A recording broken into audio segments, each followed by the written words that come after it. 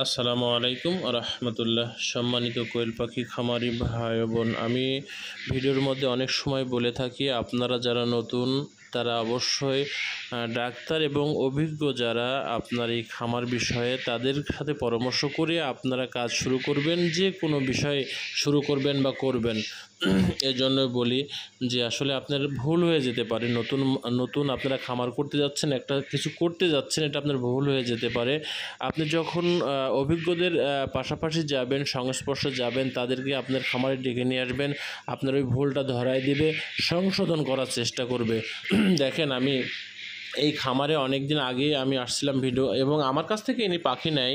তো এই জায়গাটা তেমন ভালো ছিল না, নিচে স্যাঁতসেঁতে জায়গা ছিল। যখন উনি খামারটা পরবর্তীতে আবার নতুন করে আপডেট করতেছেন, তখন আমাকে ডেকেছিলেন ঘরটা কোন প্রসেসে করা যায়। আসলে তার খামারটা বাড়ির ভিতরে বেধায় আসলে আলো বাতাসের যা চলাফেরার যে একটা খামারের যেভাবে আলো বাতাস একদিক দিয়ে যেতে হবে আর একদিক দিয়ে বের হতে হবে, এরকম পরিস্থিতি নেই।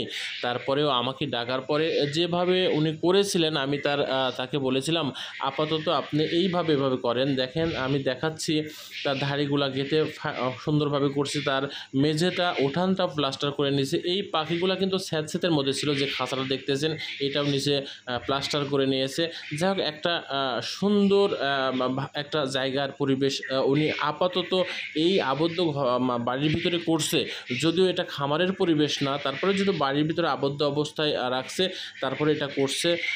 আমি যে ঘরের ভিতরে আমি যে আরেকটি খামার আমি দেখাবো, এই যে এখন যে খামারটাতে ঢুকতেছি, এইটা তার আগে ছিল মাটির ছিল, এবং যখন পরবর্তী আপডেট করলো তখনও করছিল, কিন্তু অনেকটা ভুল ছিল। যে ভুলগুলো ছিল উপর দিয়ে সব মারা ছিল। এই যেটা দেখতেছেন, এটা কিন্তু আমি তাকে কেটে দিয়ে এখানে ফাঁকা করে নেট দিতে বলেছি, উনি সেটা করেছে, পরবর্তীতে করেছে, কিন্তু সেটা করেছিল না, এটা টিন দিয়ে মেরে দিয়েছিল।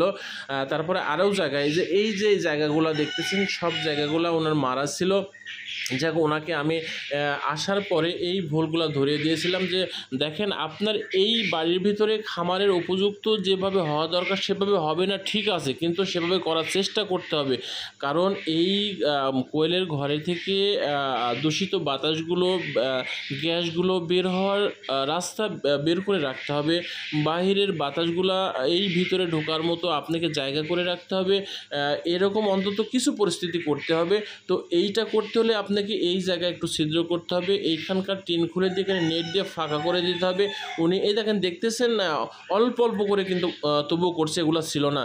আলহামদুলিল্লাহ, আমি আজকে এসে দেখলাম তার খামারের ভিতরে ঢুকে দেখতেছি যতটুকুই আমার কথা মতো উনি করেছে, আলহামদুলিল্লাহ পাখির কোনো সমস্যা হবে না।